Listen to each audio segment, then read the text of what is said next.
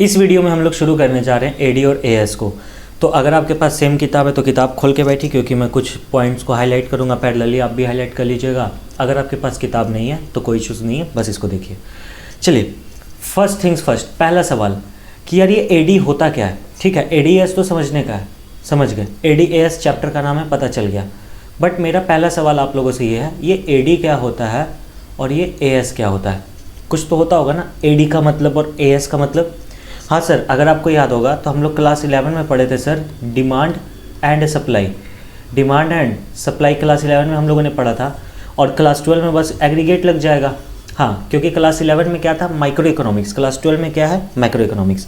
आइए एक एक वर्ड को तोड़ते हैं और आगे बात करते हैं। एडी एडी का मतलब होता है एग्रीगेट डिमांड। एडी का मतलब क्या होता है, aggregate demand. Sir aggregate demand का मतलब क्या होता है, सुनना मेरा बात ध्यान से। एग्रीगेट डिमांड का मतलब ये ना आपको प्लान बेसिस पे लेके चलेगा, एक्चुअल बेसिस पे कभी नहीं लेके जा सकता है। फॉर एग्जांपल, क्या आप पूरे इकोनॉमी में एक्चुअली में एक साल में कितना खर्च हुआ पता लगा लोगे क्या? नहीं सर, प्रैक्टिकली ये चीज़ फिलहाल पॉसिबल नहीं है।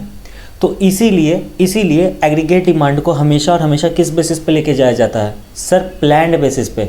यानी जब भी हम एग्रीगेट डिमांड आपसे बोलेंगे तो आप इसका मतलब क्या समझेंगे, ये प्लान्ड बेसिस पे बात कर रहा है, एक्चुअल बेसिस पे बात नहीं कर रहा है। ठीक है सर, पहली बात तो समझ में आ गई कि एग्रीगेट डिमांड जो है वो प्लान्ड बेसिस पे बात करेगा।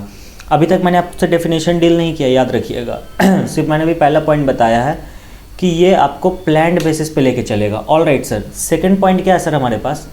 सेकंड पॉइंट यहाँ पे ये बताता है कि जो एग्रीगेट डिमांड होता है ना, एग्रीगेट डिमांड जो होता है उसको निकालने का दो तरीका होता है। एक होता है जनरल प्राइस लेवल वाला तरीका, या फिर एक होता है आपका इनकम वाला तरीका। इनकम को वाई से डिनोट करते हैं, आपको पता होगा। पहला पॉइंट क्या है, जनरल प्राइस लेवल, और दूसरा पॉइंट क्या है, इनकम लेवल सर। तो बधाई हो, आप लोग को जनरल प्राइस लेवल पढ़ने का ज़रूरत नहीं है, आप लोग को इनकम लेवल ही पढ़ने का ज़रूरत है। आप लोग जिस लेवल पे हो, क्लास 12th स्पेसिफिक ये वीडियो बन रही है, तो आप जिस भी पर्टिकुलर लेवल पे हो 12th में, तो वहाँ पर आपको सिर्फ और सिर्फ इनकम लेवल पढ़ना है। ज़्यादा आपको इधर उधर पढ़ने का ज़रूरत फ़िलहाल इस पॉइंट ऑफ टाइम पे नहीं है। ठीक है सर, प्लान्ड आउटपुट वाला बात कर दिया आप, और सिर्फ इनकम लेवल पे यूज़ होगा, आपने ये बता दिया। ठीक है, चलिए अब फ़िलहाल आप इतने स्ट्रॉन्ग हो चुके हो कि अब आप एग्रीगेट डिमांड के डेफिनेशन को समझ सकते हो। सुनना मेरा बात ध्यान से। Aggregate demand refers to demand of an economy which all the consumers are planning to buy. Planning sir, word पे फोकस कीजिएगा। मैंने आपसे कहा planning to buy. Planning to buy कहने का क्या मतलब है? प्लानिंग टू बाय कहने का ये मतलब है कि लोग जो है वो प्लान कर रहे हैं खरीदने का, वो असलियत में नहीं खरीदेंगे। लेट से आप इस साल कुछ खरीदने का प्लान कर रहे होगे, इस साल मैं कुछ खरीदने का प्लान कर रहा हूँ। आप इस साल और भी जो 2-4 लोग ये वीडियोस देख रहे होंगे, और भी जितने लोग ये वीडियोस देख रहे होंगे, वो लोग का कुछ ना कुछ प्लान होगा कि ये साल ख़त्म होते तो उनके पास ये चीज़ आ जानी चाहिए। आई या नहीं आई वो बात की बात है, बट उन्होंने प्लान क्या किया कि ये चीज़ें वो लोग इस साल खरीदेंगे। इसी को कहा जाता है एग्रीगेट डिमांड। कि एक इकोनॉमी में during an accounting year, obviously एक साल के अंदर एक इकोनॉमी में जितने लोग जो भी चीज़ खरीदने के बारे में सोच रहे हैं, प्लान कर रहे हैं, उसी को हम लोग क्या बोलेंगे, एग्रीगेट डिमांड। और हमारे सिलेबस में हम लोग एग्रीगेट डिमांड किससे कैलकुलेट करेंगे सर, इनकम बेसिस पे। किस बेसिस पे कैलकुलेशन होगा हमारा, इनकम बेसिस पे। अब एक बात जान लो, एग्रीगेट डिमांड के कुछ कंपोनेंट्स हैं। हम आपको प्रूफ रीडिंग कराएंगे बुक से, इसलिए पैरेलली बुक लेके आए हैं, बट फिलहाल कुछ जान लीजिए। एग्रीगेट डिमांड के कुछ कंपोनेंट्स है, एग्रीगेट डिमांड के कुछ कंपोनेंट्स है सर। वो कंपोनेंट्स क्या है? दो तरीके से एग्रीगेट डिमांड वर्क करता है। कितने तरीके से? दो तरीके से। नंबर 1, एक होता है आपका क्लोज्ड इकोनॉमी। नंबर 1 में आपका क्या आ जाएगा, क्लोज्ड इकोनॉमी। और नंबर 2 में आपके पास क्या आ जाएगा सर, ओपन इकोनॉमी। फिर से रिपीट कर रहा हूँ, मैं आपसे बात कर रहा हूँ एग्रीगेट डिमांड के कंपोनेंट से। Number 1 is what, closed economy, and number 2 is what, open economy. Sir closed economy क्या होता है? क्लोज्ड इकोनॉमी कहने का मतलब जो भी डिमांड का बात कर रहे हैं ना, हम लोग अपने देश के अंदर ही बात कर रहे हैं, मतलब इकोनॉमी के अंदर। लाइक लेट से ये हमारा इंडिया है, इंडिया मेरे को बनाने नहीं आता इसलिए मैं हर शब्द से इंडिया दिखाता हूँ। लेट से ये हमारा इंडिया है, इस इंडिया के अंदर जितने भी ट्रांजैक्शंस हो रहे हैं, इसको हम बोलेंगे, जितने भी लोग प्लान कर रहे हैं बेसिकली डिमांड करने का या खर्च करने का, इसको हम क्या बोलेंगे, क्लोज्ड इकोनॉमी है भाई। लेकिन अगर इंडिया के बाहर अमेरिका में कुछ इंडियंस रह रहे हैं, या फिर इंडिया के बाहर अमेरिका में कुछ लोग इंडिया के प्रोडक्ट्स को डिमांड करना चाहते हैं, जापान में कुछ लोग रह रहे हैं जो इंडिया के प्रोडक्ट्स का डिमांड कर रहे हैं, तो वो हमारा कहाँ चल जाएगा, ओपन इकोनॉमी में। मैं आपको पूरा समझाऊंगा, बस आप मेरे साथ बने रहिए। एक बात बताऊं, नेशनल इनकम जो है ना वो फालतू ही बदनाम हुआ पड़ा है कि नेशनल इनकम है 12th इकोनॉमिक्स का सबसे भयंकर चैप्टर। नहीं, असलियत में सबसे भयंकर चैप्टर ये है। आप लोग में से कुछ लोगों को तो समझ ही नहीं आता होगा जीवन में हो क्या रहा है, but I can assure you one thing, अगर आप इसके जितने भी पार्ट्स आएंगे, मोस्ट प्रोबेबली 3 पार्ट्स में मैं एडी को ख़त्म करूँगा, एडी एएस व्हाट्सएवर, पूरे एडी एएस वाले यूनिट को मैं 3 पार्ट में ख़त्म करूँगा। अगर आप लोग ये 3 पार्ट देख गए ना, आपसे बेहतर एग्जाम में रिजल्ट कोई नहीं ला सकता एडी एएस को लेके। मतलब मैं ये चीज़ आपको एश्योर कर सकता हूँ कि वीडियो देखने के बाद आपके अंदर जितने भी बट इफ़ और कन्फ्यूज़न हुए करते थे वो सभी के सभी दूर हो जाएंगे। ठीक है सर। क्लोज्ड इकोनॉमी में हम लोग मेजरली 3 बात करते हैं। कितनी बात करते हैं? 3 बात। Number 1, private final consumption expenditure. सुनो ना, डिमांड बोलते हैं ना जिसको, एग्रीगेट डिमांड बोलते हैं, तो क्या हम इसको एग्रीगेट एक्सपेंडिचर बोल दे तो तुम लोग को बुरा लगेगा? सर कहना क्या चाहते हैं आप? मेरा कहना ये है, चाहे तो डिमांड बोलो चाहे तो एक्सपेंडिचर बोलो, बात तो बराबर ही है ना भाई। ये जो एग्रीगेट डिमांड है ये प्लान्ड लेवल पे चल रहा है हमारा, ऑलराइट सर, ये प्लान्ड लेवल पे चल रहा है, तो एग्रीगेट एक्सपेंडिचर भी तो प्लान्ड वाला बोल सकते हैं ना। फॉर एग्जांपल, मेरा इस बार का प्लान है कि हम एक आईफोन खरीदेंगे, तो मेरा इस बार का प्लान है कि हम 1 लाख रुपए के बराबर का खर्च करेंगे। हाँ सर बिल्कुल, वही चीज़ मैंने यहाँ पे लिखा है सी से, private final consumption expenditure which refers की प्राइवेट लोग, जैसे एक इंडिविजुअल, हम, आप, आपके मम्मी पापा, मेरे मम्मी पापा, भाई बहन, और वो लोग जो लोग खर्च करना चाह रहे हैं उसको हम लोग क्या बोलेंगे? Private final consumption expenditure. Private final investment expenditure, अगर हम लोग खर्च करना चाह रहे हैं, कंजम्पशन करना चाह रहे हैं, तो हम लोग इन्वेस्टमेंट भी करना चाह रहे होंगे। हाँ सर, ये आ गया। इसको बोलते हैं 2 सेक्टर इकोनॉमी। C+I को क्या बोला जाता है? 2 सेक्टर इकोनॉमी। समझ गए सर। और लास्ट में हमारे पास आता है गवर्नमेंट। यहाँ पे गवर्नमेंट एक्सपेंडिचर टोटल रहेगा, यानी कि गवर्नमेंट का कंजम्पशन एक्सपेंडिचर प्लस गवर्नमेंट का इन्वेस्टमेंट एक्सपेंडिचर, यहाँ दोनों बातें इंक्लूड रहेंगी गवर्नमेंट सेक्टर में ही। अगर हम इन तीनों को एक साथ दिखाएं तो इसको कहा जाता है 3 सेक्टर इकोनॉमी। C+I को क्या बोलते हैं? यानी private final consumption expenditure, private final investment expenditure. इन दोनों के कॉम्बिनेशन को क्या बोला जाता है? सर इन दोनों के कॉम्बिनेशन को बोला जाता है 2 सेक्टर इकोनॉमी। और जब हम तीनों का बात कर रहे होते हैं इंक्लूडिंग गवर्नमेंट, तो इसको क्या बोला जाता है सर? 3 sector economy. समझ गए। ओपन इकोनॉमी में ये 3 तो ऑब्वियस ही बातें रहेंगे सर। हाँ जी, ये 3 बिल्कुल रहेंगे, लाइक C+I+G। जी में दोनों बातें, गवर्नमेंट जो कंजम्पशन करेगा, गवर्नमेंट जो इन्वेस्टमेंट करेगा। बहुत लोग मेरे से पूछते हैं सर गवर्नमेंट कंजम्पशन कैसे करेगा? अरे मिड डे मील्स बांटा जाता है भाई सरकारी स्कूलों में। फिर उसके बाद आपका ये क्या बोलते हैं, बॉर्डर पे जो हमारे जवान भाई लोग खड़े हैं उनके लिए खाना, कपड़ा, सब कुछ भेजा जाता है, तो गवर्नमेंट का कंजम्पशन एक्सपेंडिचर हो गया। सर गवर्नमेंट का इन्वेस्टमेंट एक्सपेंडिचर कैसे? सरकार रोड, डैम, ब्रिज ये सब बनाते हैं, तो सरकार हो गया ना इन्वेस्टमेंट एक्सपेंडिचर भी। जी सर। लास्ट में क्या बचा? Export minus import. यानी मैंने आपको शुरू में बताया था open economy refers to out of India वाले भी जो हमारी डिमांड कर रहे हैं, तो आउट ऑफ इंडिया वाले हमारी जो डिमांड कर रहे हैं वो नेट एक्सपोर्ट्स की ओर जाएगा भाई। अरे हाँ कि ना? बिल्कुल सर। अरे हम लोग भी तो बाहर वाले प्रोडक्ट्स का डिमांड करते हैं। फॉर एग्जांपल USA से प्रोडक्ट्स आता है, रशिया से प्रोडक्ट आता है, जापान से प्रोडक्ट आता है, चाइना से प्रोडक्ट आता है, तो सेम गोज़ यहाँ से भी प्रोडक्ट बाहर जाएगा। ध्यान रखिए, मैंने जितने भी कंट्रीज़ का नाम लिया मैंने प्रोडक्ट का बात किया, यानी गुड्स और सर्विस। कृपया अपना दिमाग ना चलाएं। समझ गए सर।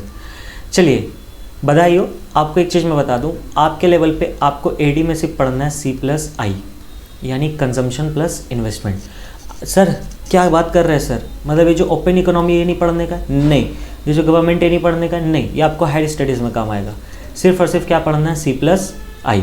चलिए इतनी जो मैंने अभी आपसे बातें की हैं, शेड्यूल पर ध्यान नहीं देंगे हम लोग, लेकिन इतनी जो अभी तक मैंने बातें की हैं, आइए थोड़ा सा इसको प्रूफ रीडिंग की ओर लेके चलते हैं और समझने की कोशिश करते हैं कि मैंने जो कहा वो सब सही है या नहीं। आइए सर प्रूफ रीडिंग करते हैं बुक से। देखेंगे, AD does not refers to demand for any particular good or service in the market, it refers to demand of all goods and service in the economy. Obviously AD का मतलब क्या है sir? Aggregate demand. 1-2 लोग का demand का बात थोड़े करेंगे, जो चीज़ जितना भी गुड्स सर्विस जो मिल रहा है सबका बात होता है। AD is measured for a period of N accounting year. मैंने आपको बता दिया था ये अकाउंटिंग ईयर के रूप में चलता है, ड्यूरिंग एन अकाउंटिंग ईयर मैंने बोला था, इसलिए इसको क्या कहते हैं? Flow concept. सर पता है हमें दिक्कत होती है, फ्लो कॉन्सेप्ट किसको बोलते हैं और स्टॉक कॉन्सेप्ट किसको बोलते हैं। इस पर वीडियो बना रखी है, कोशिश रहेगी मेरी कि मैं आई बटन पर डाल दूं, तो आप आई बटन पर देख लेना, अदरवाइज़ पूरी प्लेलिस्ट बनी हुई है क्लास 12 मैक्रो इकोनॉमिक्स के नाम से, आप उस प्लेलिस्ट सेक्शन में जाके वहाँ से देख सकते हो। मैं कोशिश करूँगा आई बटन में डाल दूंगा। AD मेज़र करने का 2 तरीका है, एक होता है जनरल प्राइस लेवल और दूसरा होता है लेवल ऑफ इनकम। अगर AD को जनरल प्राइस लेवल से मैनेज किया गया तो हम लोग निगेटिव रिलेशनशिप देखेंगे, मतलब जैसे जैसे महंगाई बढ़ेगी डिमांड घटेगा। ऑब्वियस ही बात है यार, कोई चीज़ 100 का मिल रहा था वो 200 का मिलने लगा, तो डिमांड घटा दोगे ना, यानी एग्रीगेट डिमांड घट जाएगा, इसलिए यहाँ निगेटिव रिलेशनशिप है। देख लो यहाँ negative relationship. But on the other hand अगर हम एडी को रिलेट करते हैं लेवल ऑफ इनकम से, तो जैसे जैसे हमारी इनकम बढ़ेगी वैसे वैसे हम लोग क्या करेंगे, एग्रीगेट डिमांड भी बढ़ाएंगे, तो यहाँ पॉजिटिव रिलेशन होता है। बधाई हो, खुशी के दिन आए रहे भैया। At the level of +2 level we study A D only in relation to income. आपको सिर्फ इनकम पढ़ना है, समझ गए sir. Next, A D is measured not as the sum total of physical quantities. ध्यान रखिएगा, फिजिकल क्वांटिटीज़ के हिसाब से नहीं देखा जाता है। क्यों? क्योंकि सर असलियत में कितना फिजिकल क्वांटिटी डिमांड हुआ ये पता लगाना मुश्किल है, तो इसको हम लोग किसकी तरफ से देखते हैं, विश टू स्पेंड या प्लान टू स्पेंड, यानी प्लान बेसिस पे चला जाता है, ये एक्चुअल बेसिस पे नहीं चलता। समझ गए सर।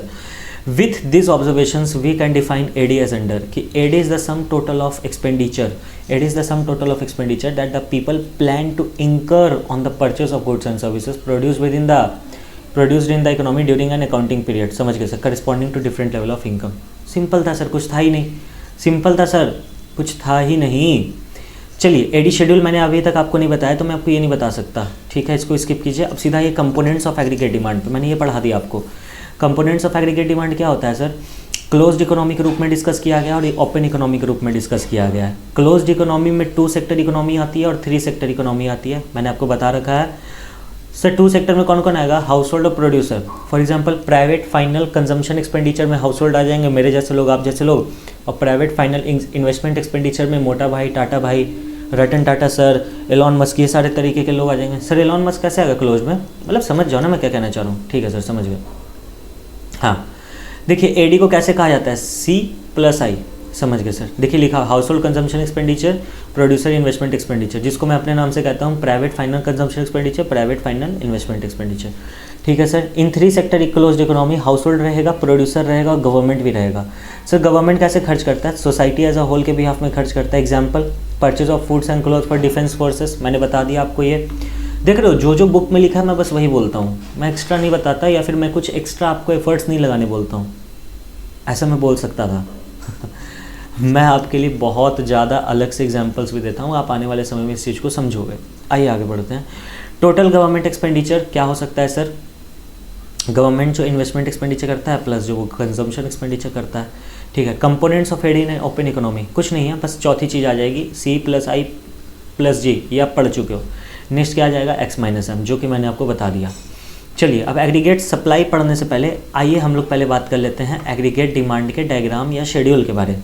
अगर आप बोलोगे तो मैं इसी शेड्यूल को लेकर चलूँगा, वैसे मेरा शेड्यूल अलग होता है, मैं अपने शेड्यूल के हिसाब से पढ़ाता हूँ। सिंस ये बुक में ये वाला शेड्यूल पहले से ही बना है तो मैं इसी हिसाब से चलूँगा।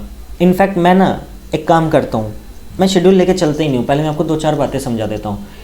एडी का डायग्राम और शेड्यूल समझने के लिए आपको 3-4 बातें पता ही होनी चाहिए। पॉइंट नंबर 1, ऑटोनॉमस कंजम्पशन किसको बोलते हैं सर, क्या ऑटोनॉमस कंजम्पशन किसको बोलते हैं, आपको ये पता होना चाहिए। पॉइंट नंबर 2, ऑटोनॉमस इन्वेस्टमेंट किसको बोलते हैं, आपको ये पता होना चाहिए। ऑटोनॉमस इन्वेस्टमेंट किसको बोलते हैं, आपको ये पता होना चाहिए।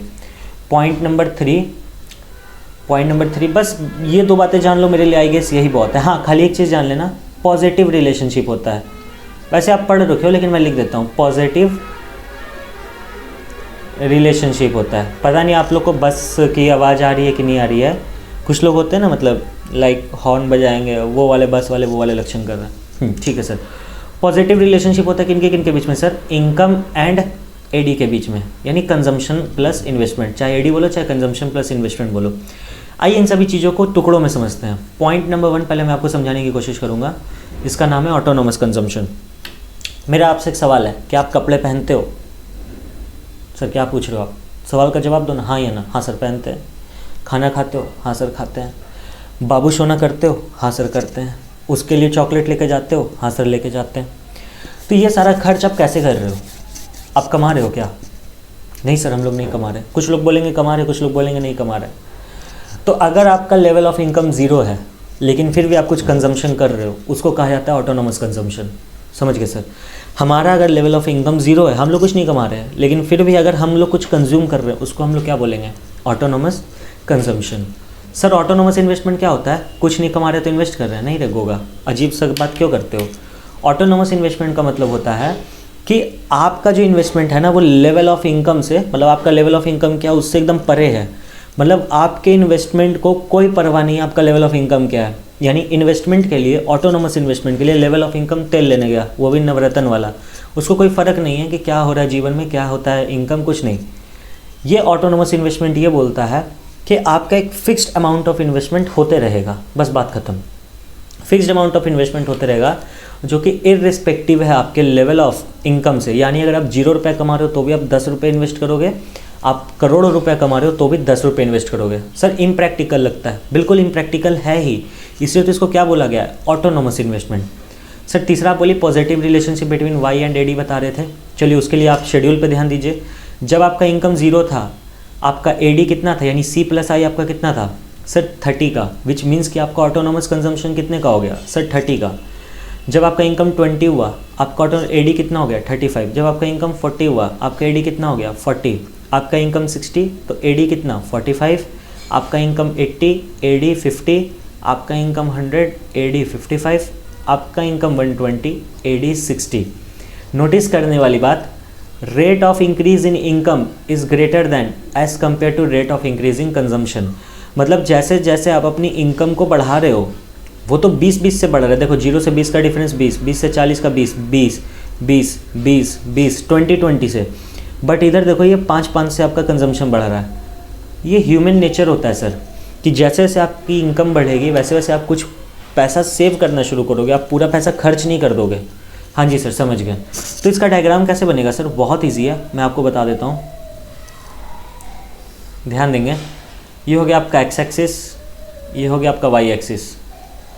सर ये हमारा चलेगा इनकम, इसको हम क्या बोलेंगे इनकम।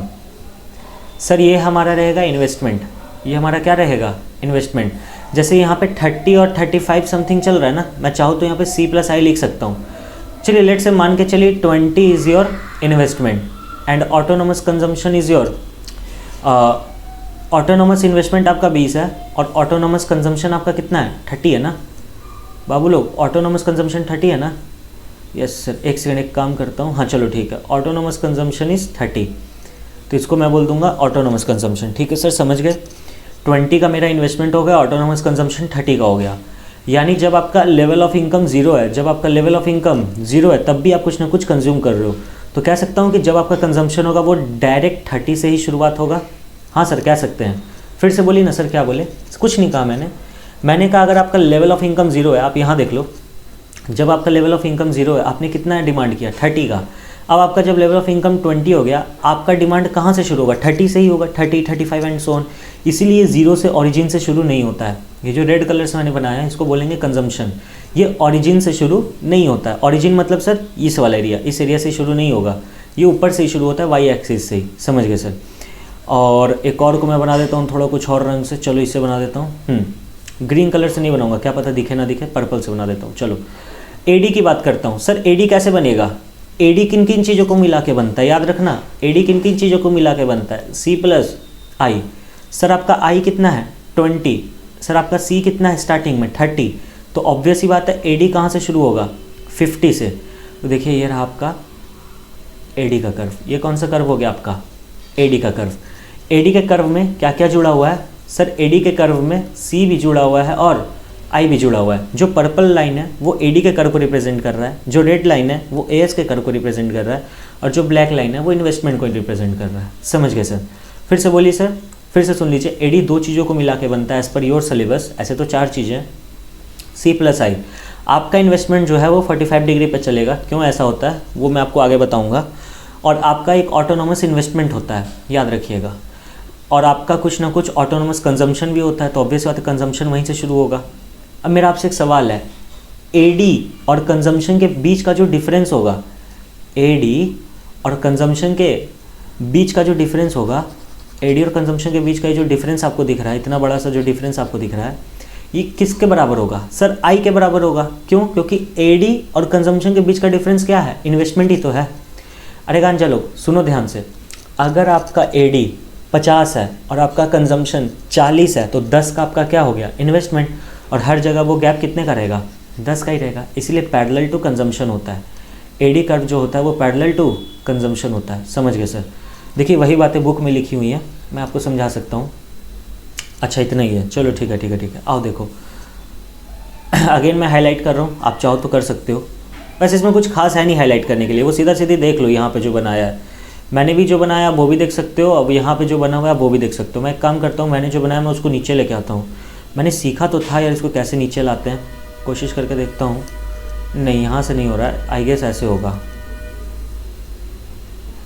हाँ आई गेस सेलेक्ट हो गया। नहीं एक बार और ट्राई करना होगा, रुक जाओ, मैं आप ही लोग के लिए कर रहा हूँ भाई, ये बहुत सही चीज़ है। चलो ये हुआ, अब इसको उठा के थोड़ा नीचे लेके आना है। चलो चलो चलो नीचे चलो, नीचे चलो नीचे चलो। हाँ और नीचे, इधर आ जाओ भाई। एक second guys, give me a minute. I guess यहाँ पे आ गया। हाँ जी सर यहाँ पे आ गया। वाओ सर ये तो बहुत सही चीज़ है। हाँ जी मेरे को भी हाल फिलहाल ही पता चला, तब मैं यूज़ करने की कोशिश कर रहा हूँ इसे। A-D थोड़े करना रहेगा अंजा, AD करना है इसको, AD। हाँ चलिए देखिए कॉन्सेप्ट आपके बुक में क्या दिखाया है। इनकम आपका 45 डिग्री पे चल रहा है, मैंने भी सेम बनाया, इनकम मेरा 45 डिग्री पे चल रहा है। आपका ऑटोनोमस इन्वेस्टमेंट यहाँ दिखा दिया, भले ऊपर शेड्यूल में नहीं गिवन था बट नीचे दिया, तो मैंने आपको समझा दिया ये कैसे होता है। आपका AD दिखा दिया, C+ है, इसने कंजम्पशन नहीं दिखाया, कंजम्पशन होता तो थोड़ा इधर से शुरू हो जाता। समझ गए सर? देखिए सेम टू सेम डायग्राम है। हाँ सर बिल्कुल सेम है सर। चलिए आगे बढ़ते हैं। हो गया AD ख़त्म यहाँ तक हमारा। AS पे आते हैं। सर AS क्या होता है? AS का मतलब होता है एग्रीगेट सप्लाई। ये बताने की चीज़ नहीं है, 2 मिनट की चीज़ है, सुन लूँ। सर AS मतलब देखो, AD मतलब क्या था? AD मतलब था कि जितने भी कंज्यूमर्स एक इकोनॉमी में 1 साल के अंदर प्लान कर रहे हैं खर्च करने का या फिर कंजम्पशन करने का प्लान कर रहे हैं, उसको क्या बोलते हैं? AD। तो AS का कॉन्सेप्ट भी सेम होगा कि 1 साल के अंदर ड्यूरिंग एन अकाउंटिंग ईयर, 1 साल के अंदर, कितने ठो साल के अंदर? 1 साल के अंदर जितने भी प्रोड्यूसर्स माल सप्लाई करने का सोच रहे हैं, विलिंगनेस है कि ये नहीं कि तेल लेने के, हमको से मतलब नहीं है, सोच रहे हैं, विलिंगनेस है कि वो लोग इस साल को माल सप्लाई करेंगे, उसी को क्या बोलते हैं हम लोग? Aggregate supply. देखिए वही बात आपको यहाँ पे लिखा हुआ है। AS refers to flow of goods and services as planned by the producers. Planned planned planned planned मतलब सोचा गया है, अब होगा नहीं होगा वो बात की बात, वो तेल लेने गया। Next, identical with the flow of income. बिल्कुल जैसे जैसे आपका सप्लाई बढ़ेगा ऑब्वियस ही बात है इनकम भी बढ़ेगा भाई। हाँ ड्यूरिंग एन अकाउंटिंग ईयर। तो AS and Y therefore may be treated as identical to each other. तो यानी एग्रीगेट सप्लाई और इनकम एक ही जैसा है। जैसे कि इंसान के 2 नाम होते हैं ना, मेरे 2 नाम है, गुरप्रीत एंड हर्ष। गुरप्रीत बोलो चाहे हर्ष बोलो एक ही बात है। Same goes with aggregate supply and income, चाहे एग्रीगेट सप्लाई बोलो चाहे इनकम बोलो, बात क्या है? सेम है। समझ गए सर? सर वैसे एग्रीगेट सप्लाई का भी डायग्राम बनाना होगा ना? हाँ कुछ खास नहीं है भाई, देखना ये एग्रीगेट सप्लाई का डायग्राम, इनकम है ना। सर आपने ये तो इनकम का डायग्राम बना दिया। हाँ मेरे गांजा, मैंने क्या कहा? Aggregate supply and income is same. देख लीजिए अगर आपको विश्वास नहीं है। सुनो, आपका इनकम 0 तो सप्लाई भी कितना? 0। इनकम 20 का हुआ मतलब इस साल आपने कितने का सप्लाई करने का सोचा? 20 का। इनकम 40 का तो 40, 60 का तो 60, 80 का तो 80। समझ गए सर? ये टाइम बर्बाद कर रहे हो आप, ठीक है समझ गए। आइए आइए आइए आइए, कुछ और बताने लायक तो है नहीं? नहीं, ये देख लो सेम डायग्राम है। ठीक है, consumption function and saving function. मैं सोच रहा हूँ ये वीडियो थोड़ी लंबी हो चुकी है, तो मैं सोच रहा हूँ कंजम्पशन फंक्शन और सेविंग फंक्शन को नेक्स्ट वीडियो में लेने के लिए। तो अगर मैं इसको नेक्स्ट वीडियो में लेता हूँ तो मेरे हिसाब से 4 वीडियोस हो जाएंगी AD/AS की। चलिए ठीक है, कंजम्पशन कॉन्सेप्ट समझाना भी बहुत ज़रूरी है। चलिए आज की वीडियो को यहीं तक रुकते हैं, और कंजम्पशन फंक्शन, सेविंग फंक्शन और बाकी जितने भी टॉपिक्स इस चैप्टर के बचे हुए हैं, MPS, APS, APC, MPC, है ना, बहुत सी छोटी छोटी चीज़ें हैं, बचकांड चीज़ें, बच्चे वाली चीज़ें हैं, तो ये सब हम लोग नेक्स्ट वीडियो में कवर करेंगे। तब तक के लिए चैनल को सब्सक्राइब कीजिए, वीडियो को लाइक कीजिए, वैल्यू एडिशन हुआ है तो प्लीज़ और प्लीज़ सपोर्ट कीजिए। हाँ अगर आपको AD/AS और ये जो क्या कहते हैं इसको, कंजम्पशन फंक्शन, C++ वाली वीडियो देखनी है तो आपके स्क्रीन के लेफ्ट हैंड साइड पे आएगी, क्लिक करके देख लो। और अगर आपको पूरा इकोनॉमिक्स शुरू से देखना है, नेशनल इनकम वगैरह हर एक चीज़ आपकी स्क्रीन पे प्लेलिस्ट आ रही होगी, क्लिक करके देख लो। और आपको अकाउंट्स, BST कुछ भी पढ़ना है, CA CMA फाउंडेशन तक के यहाँ पे कोर्स आएंगे, CA CMA फाउंडेशन तक के पूरा आपको यहाँ पे सपोर्ट कंटेंट मिलेगा। तो चैनल को सब्सक्राइब करना बिल्कुल ना भूलें। चलिए thank you so much guys, love you all, bye bye. मिलता हूँ आप सभी के साथ किसी नेक्स्ट वीडियो में, ऑब्वियसली यही वाली होगी।